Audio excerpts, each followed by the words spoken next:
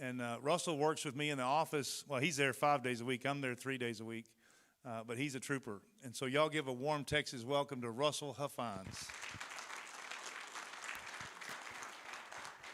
Hello, Patriots! I'm sorry my father was unable to attend tonight. I know we were all really excited to see him. But you got the fourth best in the family. You got me. So thank y'all for coming. I sincerely appreciate everybody being here. This is a grassroots movement. This is not a campaign. This is a movement. This election, this primary for the gubernatorial race of Texas, is one of the most important races of our lifetime. I know you hear that every election. However, I do believe that this is the most important race. There is no cavalry coming. So goes Texas, so goes the Union, so goes the Union, so goes the free world. So there is no cavalry coming except for y'all. This is a grassroots movement, like I just said. This is the place that we need to make our stand to socialism, to the elitist, to the communist. They're coming. They're coming from California. They're coming from New York. But we need to show them the lighthouse of liberty that Texas truly is. And it starts with my father, Don Huffines. The Governor Abbott has been in elected office for 31 years. He has never had a primary challenger, and he's never been punched in the face until now. And let me tell you, it's been a lot of fun seeing it firsthand. The governor is up in his high castle thinking, what am I worried about? Well, he doesn't know much about the grassroots because he's never been here. He's never listened to y'all. He's never been to probably Kaufman County, I could imagine. The man he believes he's bulletproof. Well, we're about to show him come March that he's not. Don's coming for him. The path to victory is clear. We are on it, and we'd love for you to join us. So I appreciate y'all having me here. I'm so grateful for each and every one of y'all. And I'm sorry, like I said, my father's not here, but we are here to make a change and to save Texas. So God bless.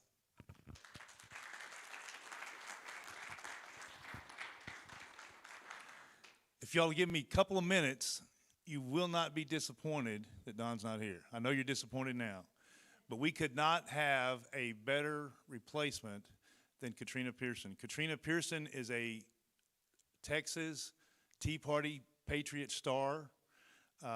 She helped Ted Cruz in his 2012 senatorial race. She was on stage with him when he announced his victory.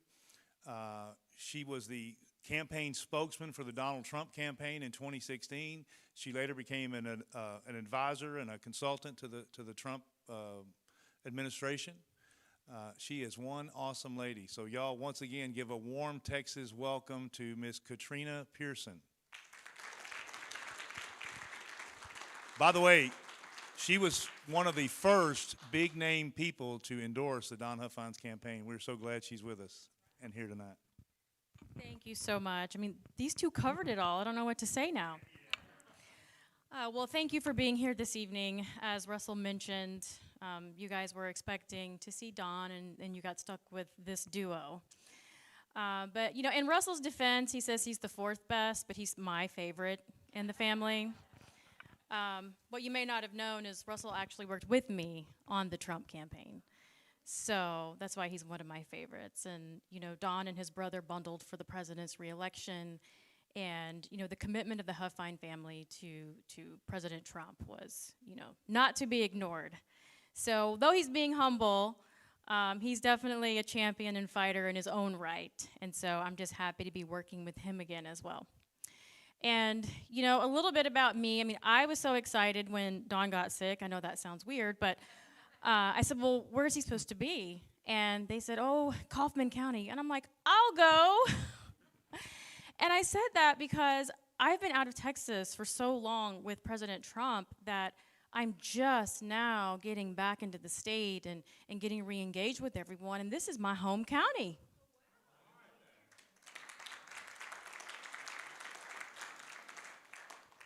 I am a true, proud, black and gold jackrabbit. I was a lieutenant high stepper.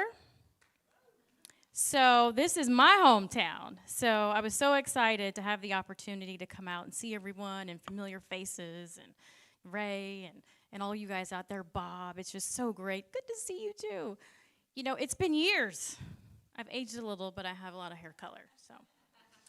So, you know, I wanted to really just take a moment and express to you not just how important this next election cycle is, not just why it's important, but why it's really integral to what's going to happen in the future. You know, when I left with President Trump, we went all over this country, and as you've all seen this unfold on the news, some pretty crazy things have been happening out there. You know, I've been called a Russian agent.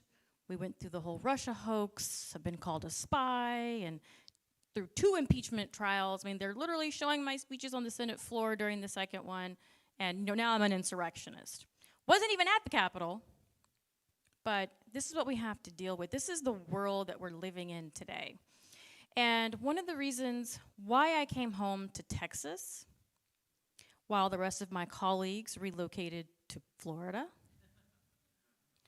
was because I knew something that they didn't know.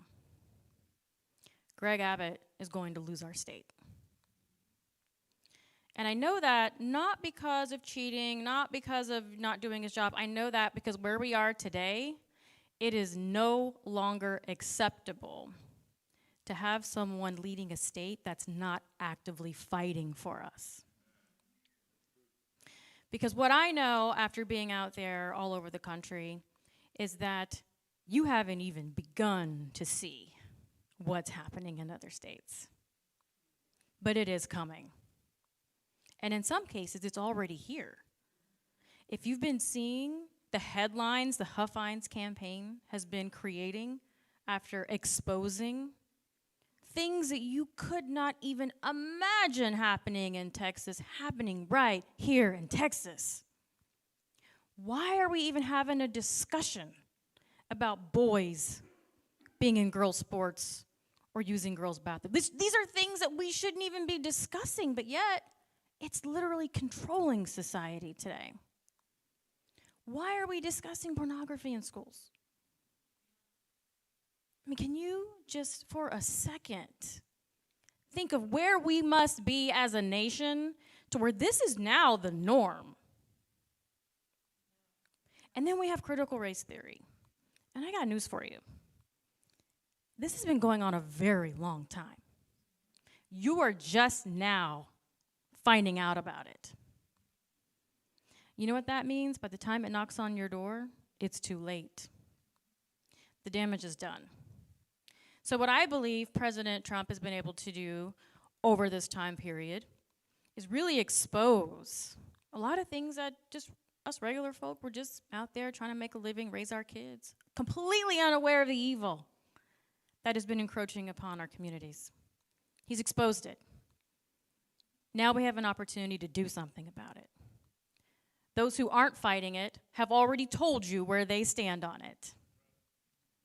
The fact that Greg Abbott won't stop gender reassignment in children, as if we should think about this, is unacceptable.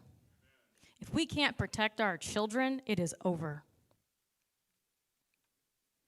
And then we have to look at what we can and can't do, because I know it sounds like a really big thing to stop what's happening in the country, but I have good news.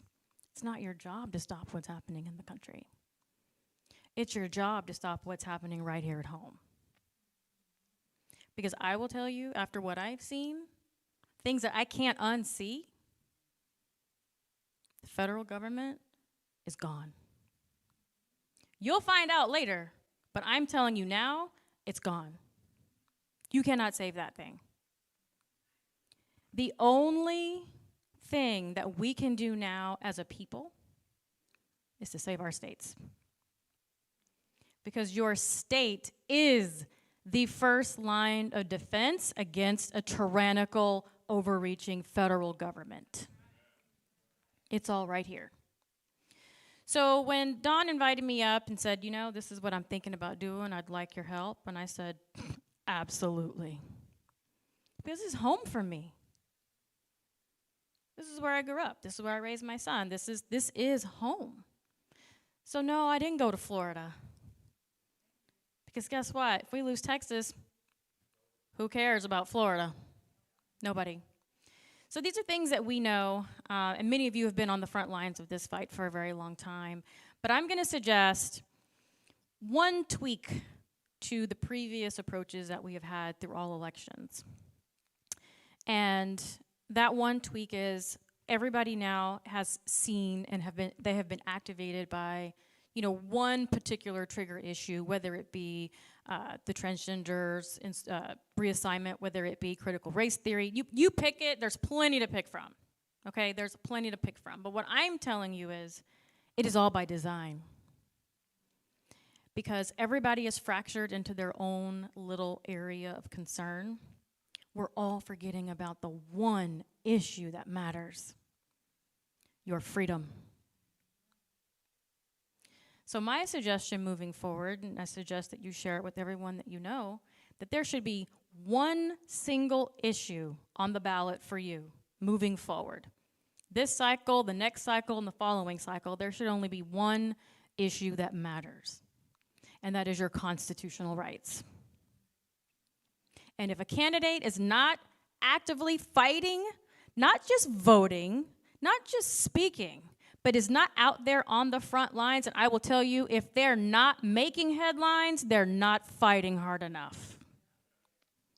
If that candidate is not fighting for you, do not vote for them. And if we do that, we can turn this entire country around in one election cycle. Because here's the thing, it's our fault. It's our fault. Everything we're seeing is our fault. And I used to get so sick and tired throughout my entire career of hearing people, well, you know, my state legislator, we go to Thanksgiving together. Our kids go to camp together. I don't care.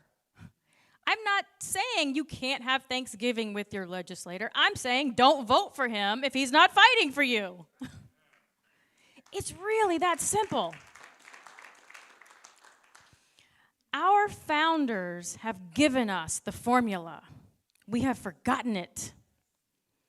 When all of the chaos ensued on November 3rd, everything was happening so quickly and I couldn't get to everybody fast enough, but the first thing the people should have done immediately in those states of Wisconsin, in Georgia, in Nevada, Michigan, they all have recall statutes on the books. Within 30 days, this entire process could have been stopped by the people. We don't know the power we have anymore. And instead, people protested and, you know, did what they thought they could do because they didn't even know the power that they had. Imagine what could have happened by December 31st had the people exercise their own power. It only takes 25% of the electorate to trigger a recall. Every state legislator that caved, every secretary of state that caved, they all could have been recalled before January 1st. Imagine that. So my suggestion also is here in Texas. We don't have recall statutes. Now you have your homework. We need to get recall statutes on the books because that is the only way that we're going to be able to hold these elected officials accountable. And if they're not fighting for us, we're going to, what our founders would say, revoke our consent. And we have the power to do that today. So people ask me everywhere I go, what can we do? I want to fight. I want to do something. And I tell them, and they don't want to hear it. They want to fight on the big battle, you know, with the federal government. And I tell them, you don't know what's going on in your city council. How do you think we got a bathroom bill? All that stuff starts at city council. So we have to be good stewards of our own neighborhoods. And we did that a long time ago with Tea Party. We were on top of those city councils. We were showing up to those meetings, shutting things down left and right, Agenda 21, spending, you name it. And it only takes 20 to 30 people to show up to a meeting to stop something. Did you know that? Just showing up, you can stop these bad things from happening. Exposing things can stop things. The Denton Library is no longer having transgender story time. But if we were paying attention to these things on a daily basis, which I get it, it's hard. We have lives, we have to work. We're not like the left where we sit at home all day and cash a government check. But guess what happens if we don't do it? Our silence is consent to what's happening. And, people say, oh, I just pray. I pray like the rest. But I'm telling you now, God's not going to save us. God has already said, now you know what to do. You have a choice to make. We all have a choice to make. I'm going to keep doing what I'm doing. I hope all of you keep doing what you're doing. And what I know about Don Huffines is he's going to be that guy that's going to make those headlines. He's going to be that guy that's going to be championing freedom. He's going to be the guy that's going to fight to the bitter end to protect our constitutional rights. And he's already proven that, considering the movement that Greg Abbott has made since the day Don announced his campaign. Isn't that amazing? Don Huffines' candidacy is what got us all of the conservative measures that they're all bragging about today. Think about that. And this is one man. One man has pushed conservative policies in the state of Texas that many of us as a group have been pushing for years. It all came to fruition because of that one announcement.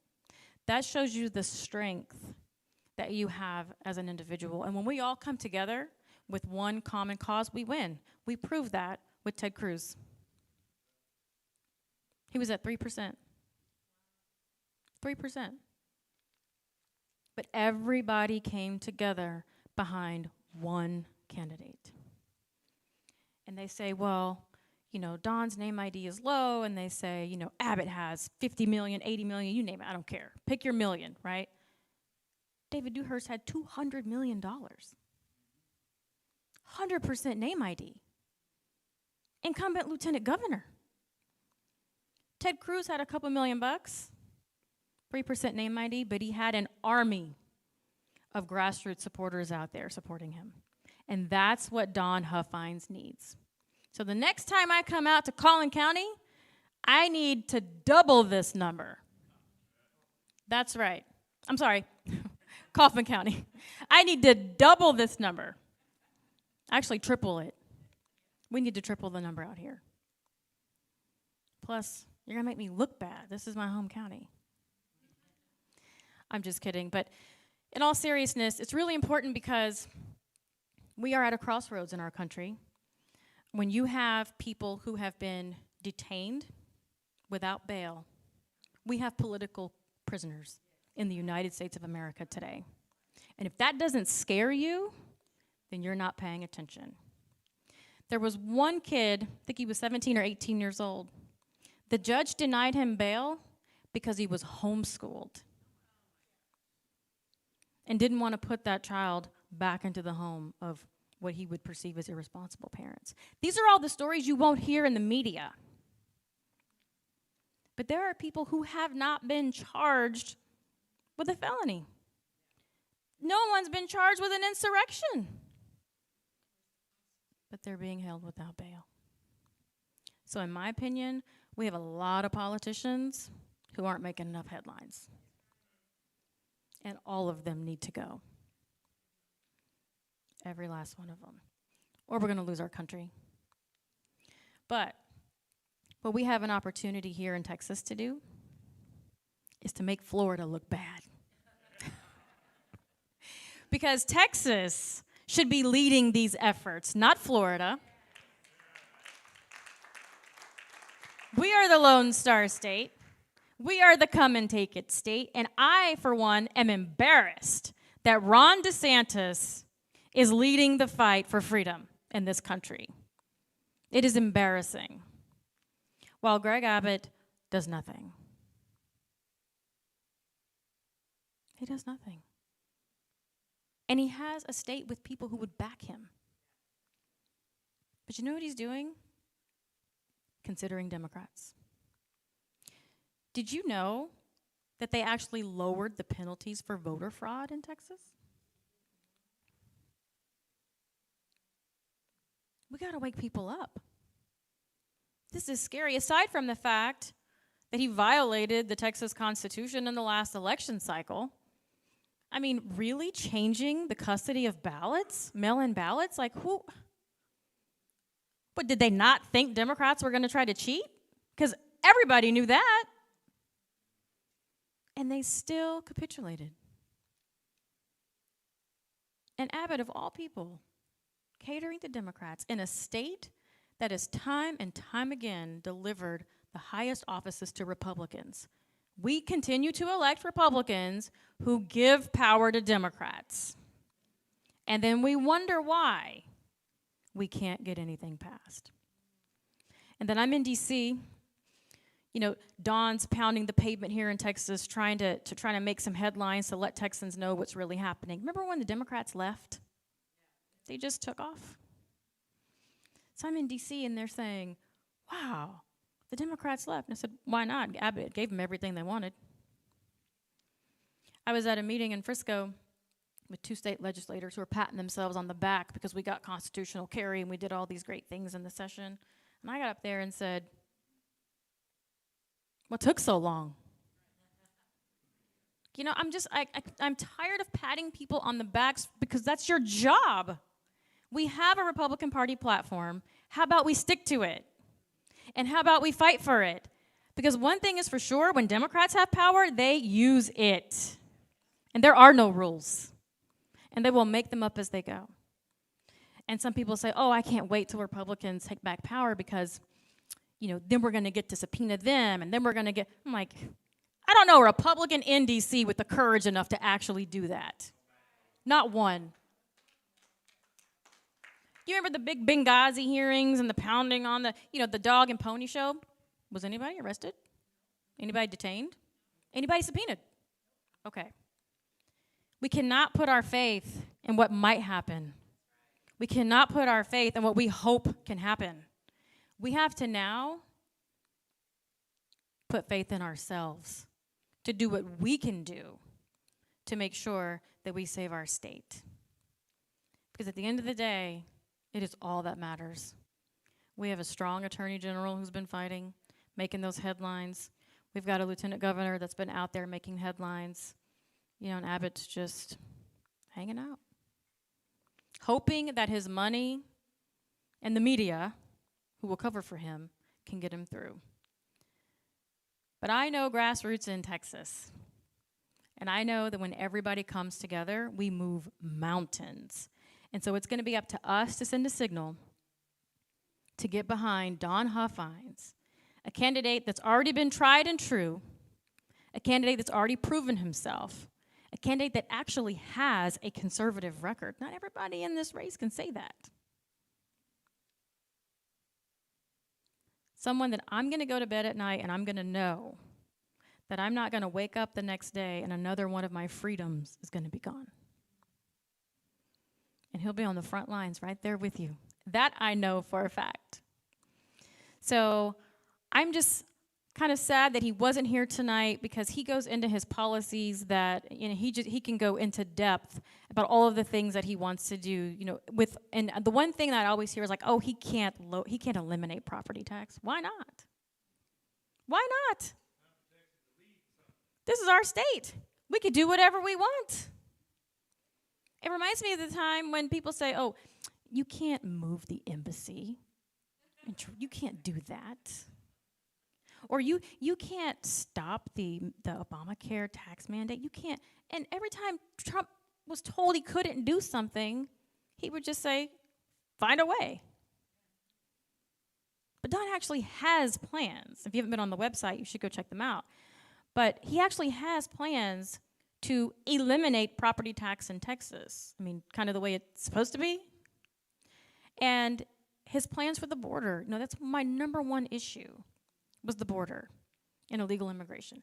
And they say, oh, well, Biden's border. It's not Biden's border. People have been coming across that border since I've been alive. And I remember when President Trump asked Abbott to declare an emergency on the border, he didn't do anything.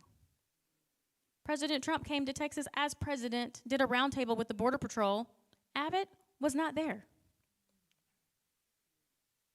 So when someone shows you who they are, believe them. And now we have an opportunity to get a new governor in the great state of Texas. And I, for one, am going to be out there supporting Don Huffines as the next governor of the state of Texas.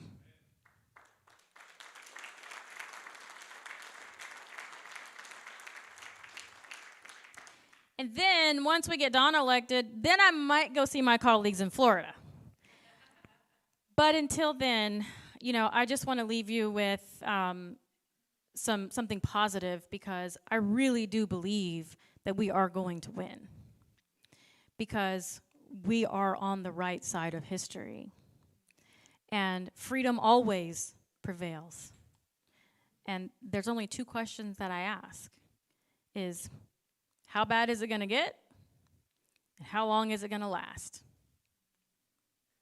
But in the end, we will win.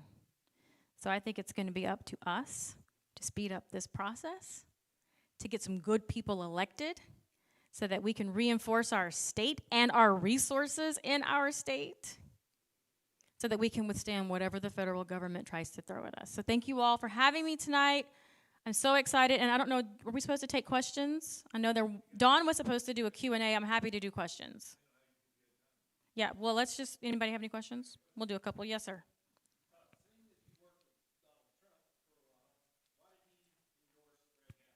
And that is always the first question. So what I'll say about the president's endorsements is they're not always on par.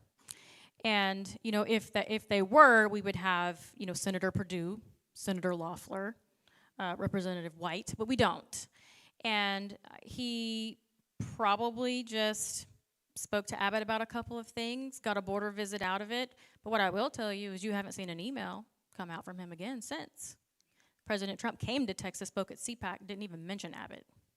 And what I know is that speaks volumes. In other words, we have an opportunity.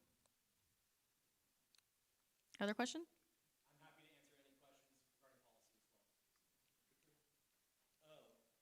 Behind the scenes, we're always, and I know that we need to be watching local. That's why we're here. This is local. This is our county.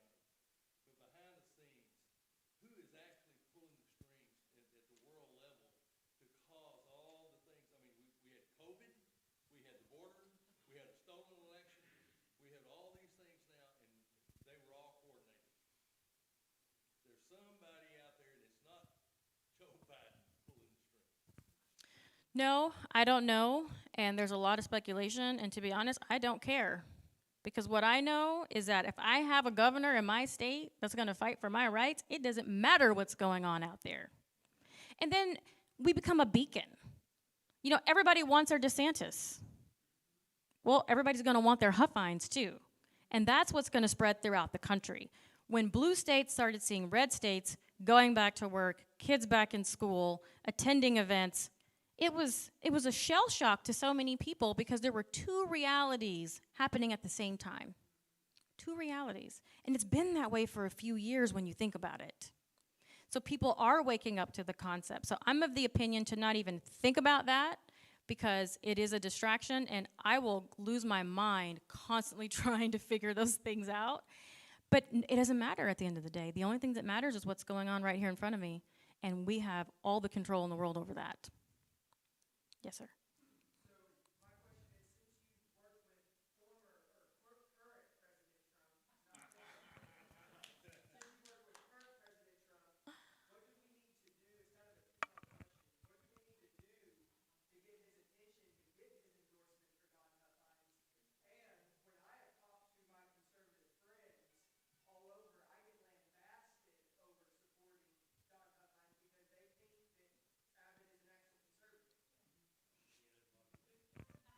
Yeah, I know. Outside of Texas, they think he's a god, and then I have to burst their bubble all the time.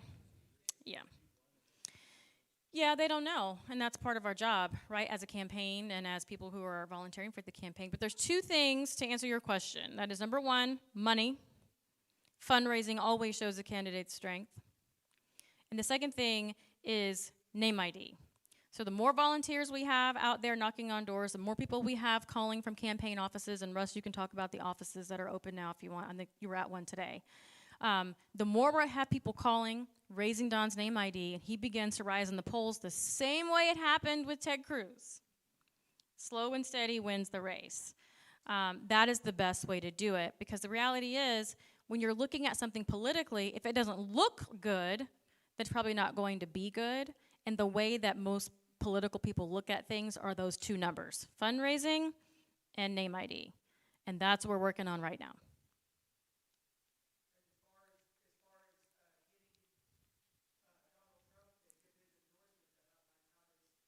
That's what I'm talking about. That's what I'm talking about. If it looks like the people of Texas are saying, hey, I'm going to go with this guy instead on paper, I think it'll happen.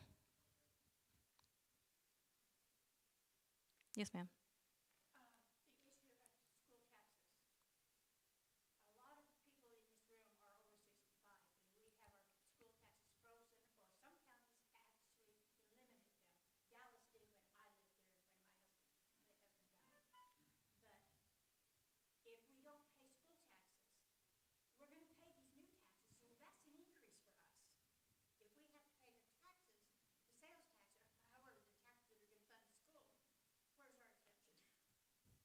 Is this for the property tax or just school tax? Are you referring to the property tax? Yeah, the property tax. So, again, I'm not my father, so I'm not completely educated. He can explain it better than I can. But what I do know is that, so the Texas has a growth revenue about 8% a year. So, and then we increase spending every year. The state budget does by 2%. So there's a 6% gap in there that generally goes to larger government, which, as we know, never really works out in our favor. So Don's plan is to limit state spending about 2% or lower, and then use that 6% difference of state revenue growth to buy down property taxes over an 8-year span. Everything will be fully funded. All school districts in every county will be fully funded. There will be no income tax. State sales tax will have to increase a little bit, not too much. However, it's a consumption tax, so you at least get to own your own. It's your choice, and you get to own your own property. We are done renting our land from the government. I know that sounds astonishing to say, but who owns first lien on your property? The government. If you don't pay your taxes, they're going to come after you. They're going to seize that land. So I think step one, yes, so limit state spending as well as get in wasteful spending. So Don was in charge of limiting DCS, Dallas County Schools. I was talking to a man back there. He knows plenty about it. He knows plenty about it. And it was Don had plenty of choices to, the Texas Rangers brought this to him. He said, hey, you should look at some of this stuff. It's wasteful spending. And Don said, let's do Dallas County Schools. It's on my tax, and I know they're crooked. They were stealing millions of dollars from Texas taxpayers. It was the largest corruption scandal in Texas history ever uncovered. And Don was at the forefront of that. I know Senator Hall assisted and was there. He's a great freedom fighter. We're very thankful that he's here and that he's thankful to listen. And so limit state spending, get rid of wasteful spending, get rid of the corruption, and use that 6% gap to buy down property taxes. And then I'll just add to that, there's a number of different ways that he can discuss doing it, but the people are going to have a say. And I think that the discussion itself needs to be had because who knows, a lot of other things might be uncovered in the process, which is probably why a lot of other lawmakers don't want to have the discussion. So, this is sort of a thing that sort of trickles out, right? So I love the idea, and I personally wouldn't mind paying another penny, even 2 pennies, in a consumption to have my property. Absolutely. It's a great trade. But the best part is people have a say. And I think that is, that's how we're supposed to work here instead of just constantly stealing people and making them rent their property. So, any other questions?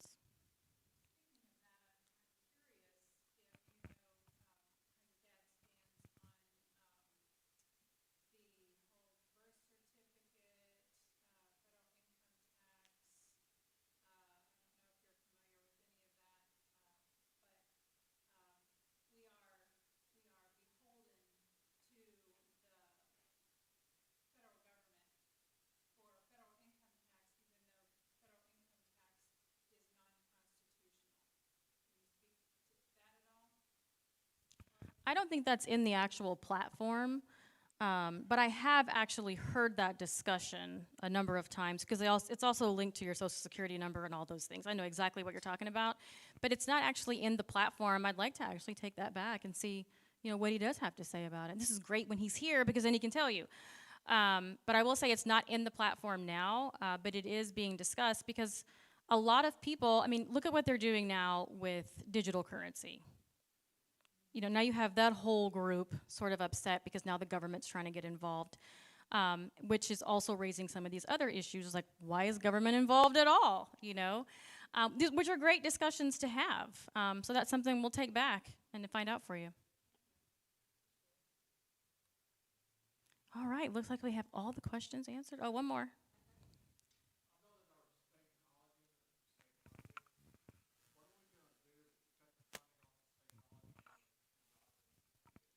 Thank you for asking that.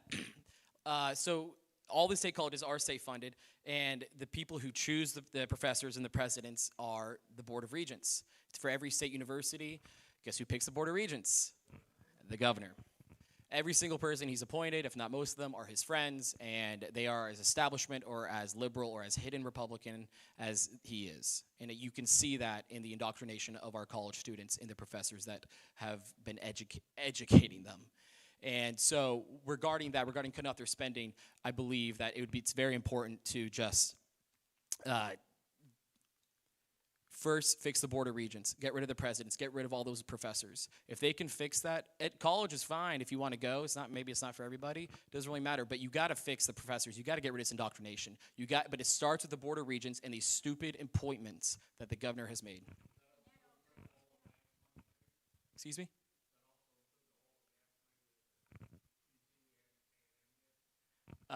See, that I don't know about that one. Yes, sir, it does. I'm happy to discuss this afterwards. I'm getting educated as we do this. Well, Bob would know the answer to that question, probably. Senator Hall, do you know? It was a question about the oil and gas money that goes to the state-funded universities. Is that something that?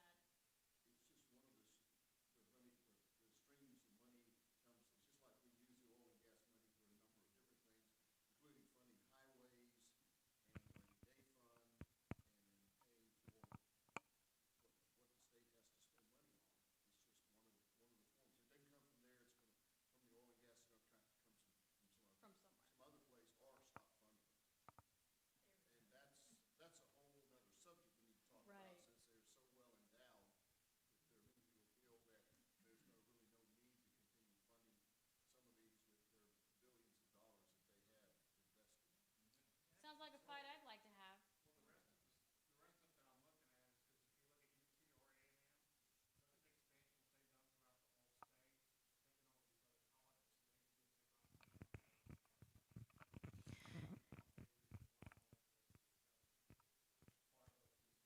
Yeah, look, that sounds like a fight I would love to have, especially when you're looking at where the money's going, where the money could be going. But as the senator said, it's just one of the items that I guess is just in the budget that would have to be brought up in a whole. There'd have to be an entire movement really behind something like that. But it's also one of those things that not everybody knows about, which makes it a difficult issue to fight. But you get enough people together, make some headlines, you'll probably get the attention of some lawmakers. Okay.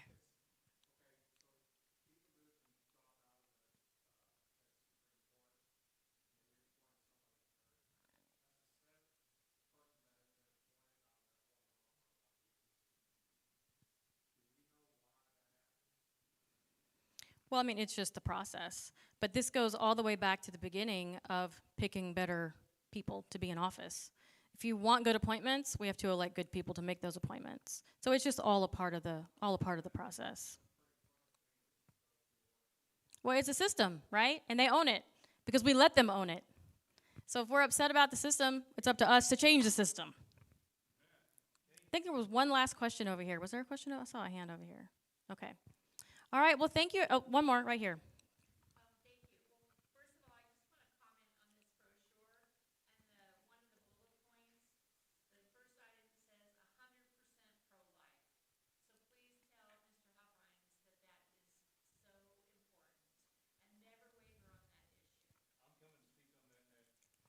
Yes.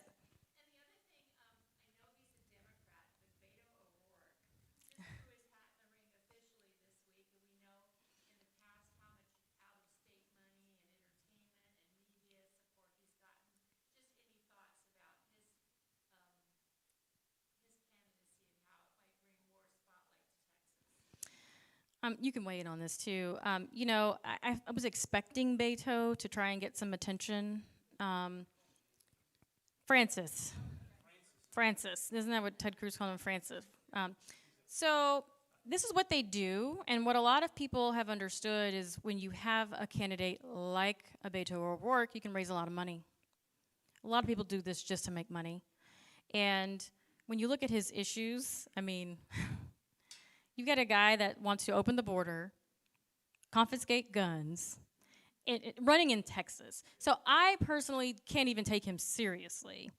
But it is one of those things that gives, Abbott people fodder to say, oh, I'm being challenged by a Democrat, when really he's worried about the challenge that he has from Don Huffines. And again, we've known that for quite some time since he got in the race, because he's making all of his policies after Don got in the race. And I'll just mention to your pro-life comment too, that's one of the things that I value in Don Huffines as a candidate. A lot of Republican candidates have exceptions. I personally do not. I have my own pro-life story that I usually tell. It's way too long to get into tonight, but it's one of the reasons why I'm actually on the board of Human Coalition now, who has saved, I think, 5,000 babies now in the last few months. So, and they're all over the country. So I am adamantly opposed to abortion in every way for a whole host of reasons, but that is also one of the reasons why I know Don is the guy for the job.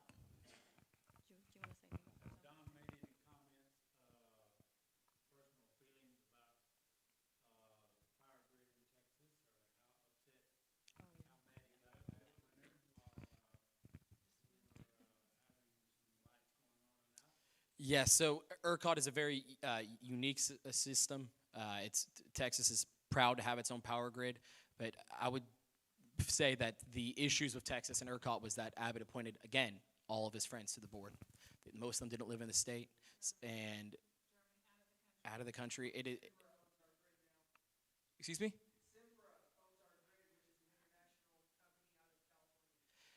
And this is under Abbott's leadership. This is all stuff that he believes no one's going to pay attention to until it comes time, and he passes the blame and he passes it. So the grid is very important. It's important to keep our grid secure, safe, and make sure that people are appointed and on the position that know what to do and to keep it secure and safe, and so that this never happens again, as well as keeping an independent grid. We would not like to join the federal system. We would oppose that. Yeah. Yes. Y'all, Senator Bob Hall, ladies and gentlemen. Cannot stress how much of a rock star he is. My father said this man was his number one ally consistently down there. And y'all are blessed to have him here. We all are. So thank you, Senator. And then I know we got Robert back here. He's running for DA. If y'all know Robert, stand up.